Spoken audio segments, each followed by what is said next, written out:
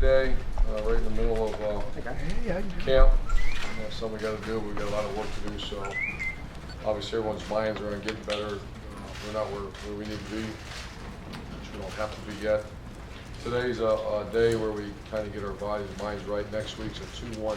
If I count them all, that's a lot of practices in 1 week. I understand we're getting some heat, and we're relatively healthy. Dontre had where he had a broken foot aggravation. We might get him back Monday, Tuesday this week. Marshawn Lattimore is dealing with a little bit of a hamstring right now. Again, the other one, but we're hoping to get him back this week as well. And I'm trying to think that's about it as far as injury front, significant injuries. We're practicing at Coffee Fields. They took Ackerman from us. That was my favorite field right over there. And Thorne University keeps building stuff, I guess, so we lost our little practice field. We've got a great setup down. It's like a pro camp. If you're not, you guys have been, I think. So it's a great setup. We're really appreciative of our intramural and just Gene Smith helping us get that all set up. Because I like to take them away. The whole mantra or the whole thought behind that is you have to feel bad before you feel good. And we should be feeling good during training camp. And then we move back here right prior to game week. It's like a golf course out here where we practice on. So the legs can start coming back, start feeling good about competition and playing. Although right now we're just in, it's not survival mode yet, but by the time we get Tuesday, Wednesday, Thursday, it's going to be pure survival mode, which is what training camp's all about. So with that, I'll answer your question for you. Front row, Dave. Urban, there's been some talk that Mike Weber and Torrance Gibson looked really good at the scrimmage yesterday. Can you confirm that? How those guys Mike look? Weber had his black straight taken off. He's a tough nut. He's a guy that's been doing very well. I think he's only the second one. Isaiah Prince is the first one. Torrance is a guy that Gustavo found, our inside 9 guy, we call him. He's the Devin Smith.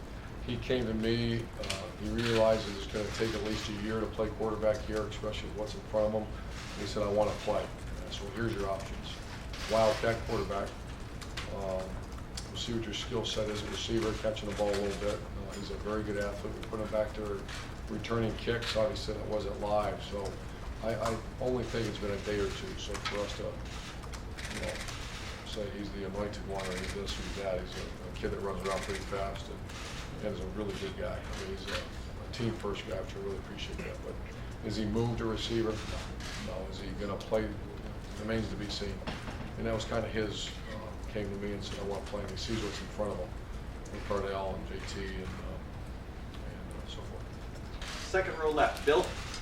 Urban, I know you said that you guys don't talk about defending or anything like that, but about what? About defending the title or anything like that, but you've seen what it takes, knowing that it's going to take 15 games to accomplish that goal. Do you change anything in the off-season program with an eye toward longevity maybe for the players? Sure, not with the necessarily, not for defending, but the health of your team. And that's something that I rely very heavily on with Coach Vic. It's interesting that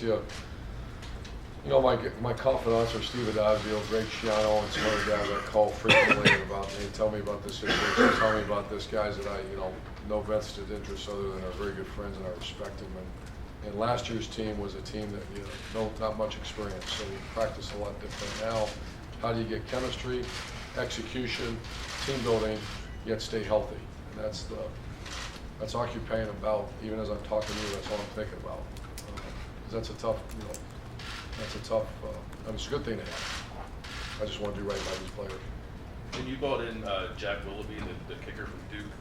What do you envision his role being? We lost Kyle Clinton, our kickoff guy, so I think we have him starting a kickoff right now. But he's in the battle for the field goal spot too. That's an area that we weren't. Sean Nuremberg is a fine kicker. He's a freshman, so we don't want to panic too much. And he's got a strong leg, great dude, great guy. But the competition's good, and he's been good worker. Front row right, Tim. Yeah, Urban.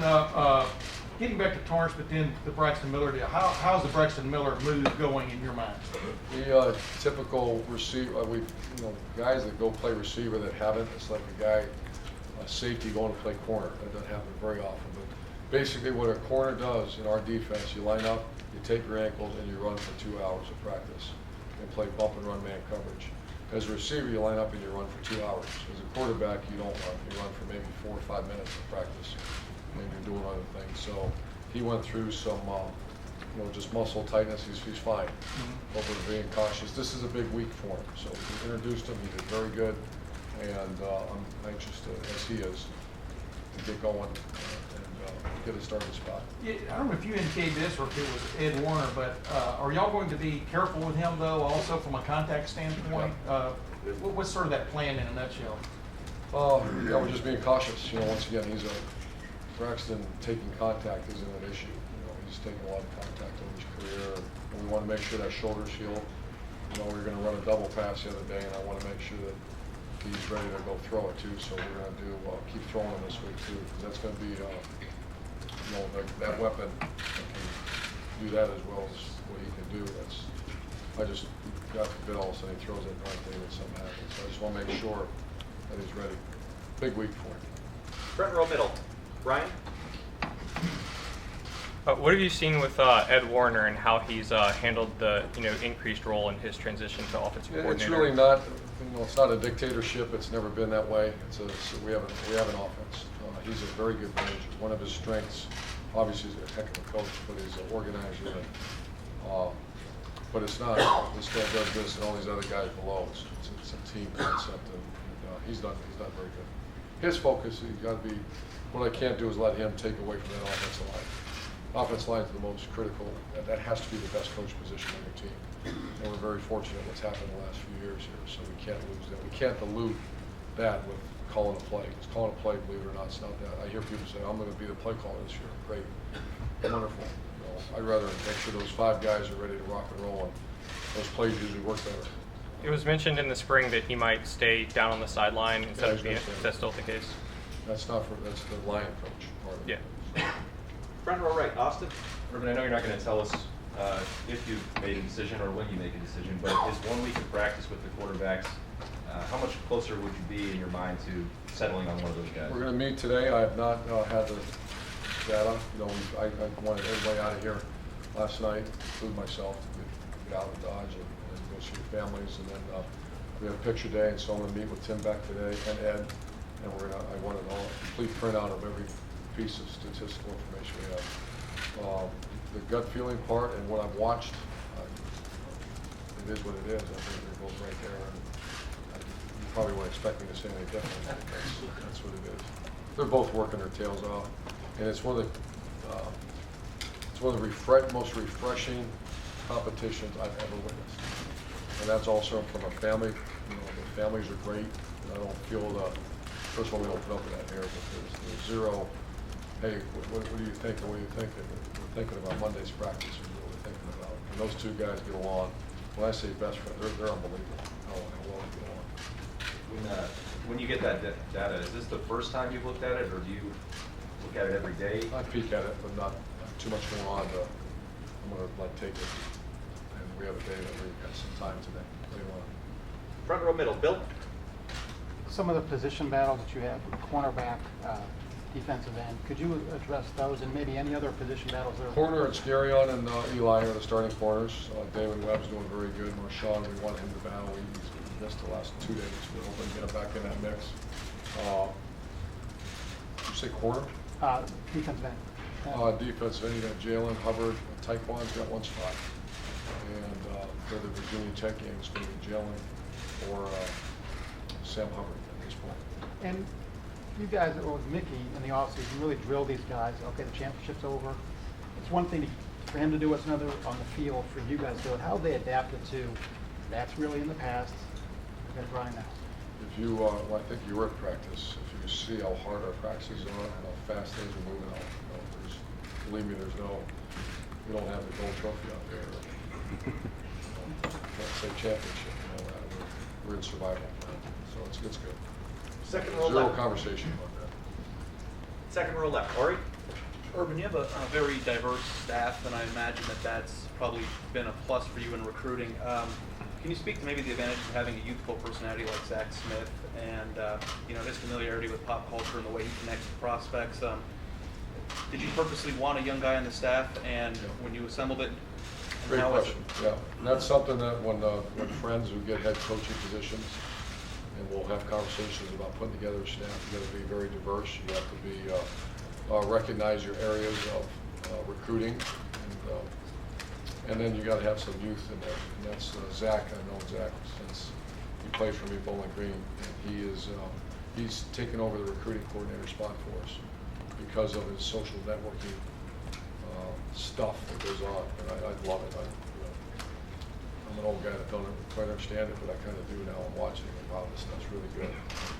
And our recruits are telling us it's the best out there. Our video guy, our video staff, our some kind of Sammy Silverman, who is critical in our recruiting process just because of all the graphics, and then Dave Michelle, our video guy, and then Zach. It's amazing how it's changed just in the last 3 years. Can you remember an instance that Zach did something that you were unaware of yourself in terms of like maybe something he knew or said about pop culture, or like anything that like might have taken you by surprise when he was able to close on somebody, or a funny story?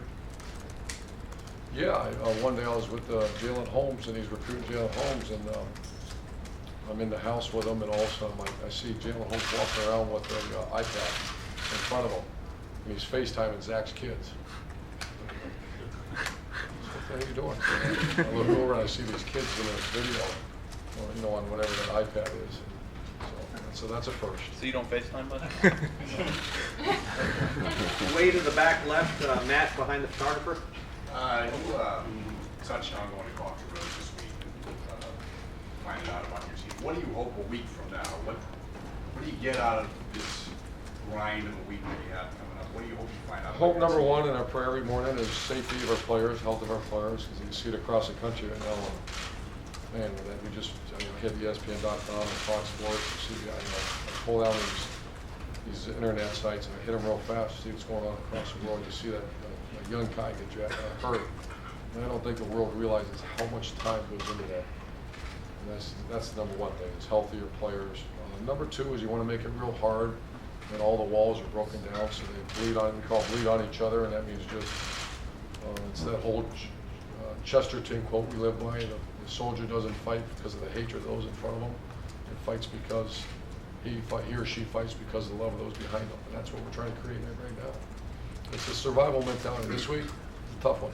Real quick, you mentioned the relationship between JT and Cardeo, Yep. and they both obviously want to start. We got to talk to them this week, and they both sang the praises of each other. How unique is that to have a battle like that, and yet they have that relationship? I think in your world, it's not unique because people say those things, and sometimes it's not genuine. This one's very genuine. And because sometimes I'll see, and I've even witnessed it, where guys are battling for a spot. I hear that, but I don't see it. I mean, they encourage each other, they push each other. It's unique. I think it's very unique. In the back, Lori. Coach, in past years, you and your staff have studied leadership, rugby style, tackling, recovery periods for athletes. What was the focus of what you guys studied this offseason? What you just mentioned, that's very observant, and that's we've enhanced it over and over again. It's very fluid in our world, and the more I've experienced I get, I realize that we're covering our factor, brotherhood of trust. We just it's a whole new. Josh Allaby and Mike Weber had never heard of that before, so we have to reteach and re-go and enhance what we taught before. And rugby tackle, we completely committed. So. Other than that, it's pretty much the culture set. We just have to maintain and enhance it. Is there anyone you studied in particular to address the challenge of repeating? Did you look at someone who's won a championship and what they did the next year? No. I thought I would go do that, but every team's different, and I don't think there's a cookie cutter way of going about your world. And, the one guy I do talk to is Lou Holtz. Not that he's repeated the championship, but he's a guy that I have great confidence in, and we can talk. And ours is more because we're different. We're zero. We don't have team goals per se. We want to compete for a championship in November, but okay, we want to be 9 strong. That's pounded in all through this facility. It's 9 strong, 9 strong. And we don't want to focus on any other than their unit.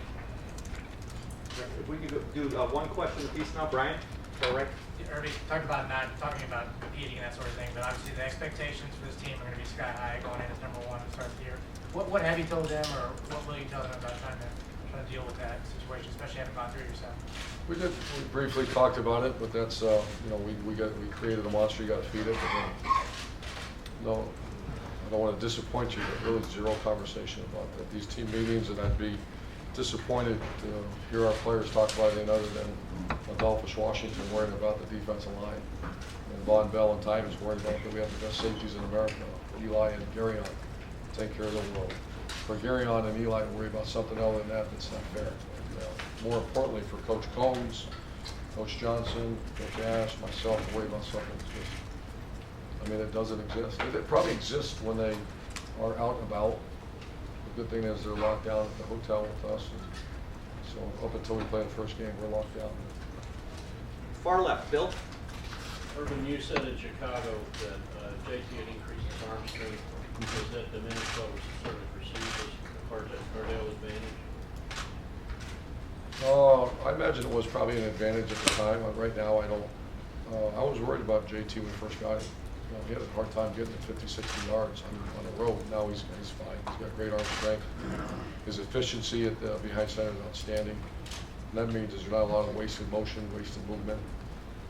So he's worked very hard. He actually went to an arm strengthening specialist at one point. I think it was 2 years ago. Him and Tom Herman had something hooked up. But his arm strength is no issue. Far right, Clay. What have you seen, Coach, from those suspended players? Do you think this will be just a blip on the radar, the one game absence? Have they handled it well?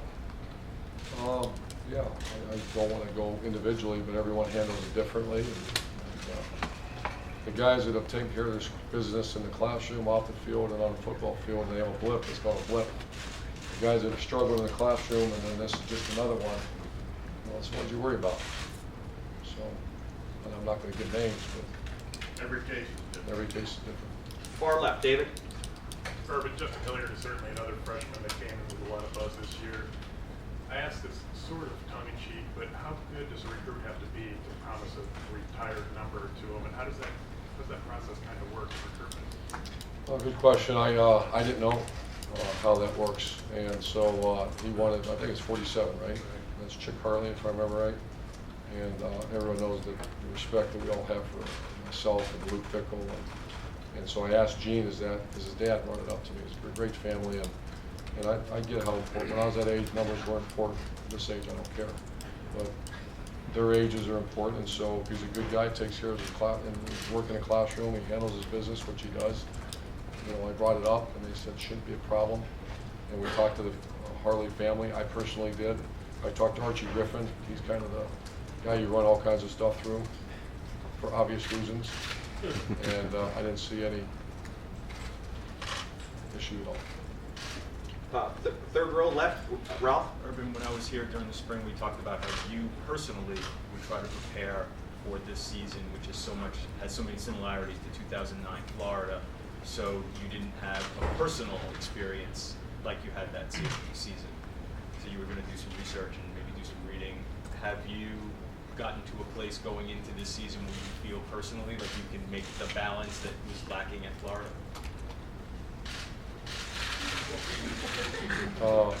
That's tough. It's a freaking grind right now, man. And whether it's repeating or not, this is the same as our first year here. So at this point in time, there's not much balance. No. Well, I was going through some health, chest pain and all that, so I'm fine health-wise. I can take care of myself. But it is what it is. These next few weeks, man, there's not a whole lot of. I'm not playing Muirfield right now. Folks, thank you very much. Folks, let's head out onto the indoor. We have players and assistants coming in. Anytime, Jeffy.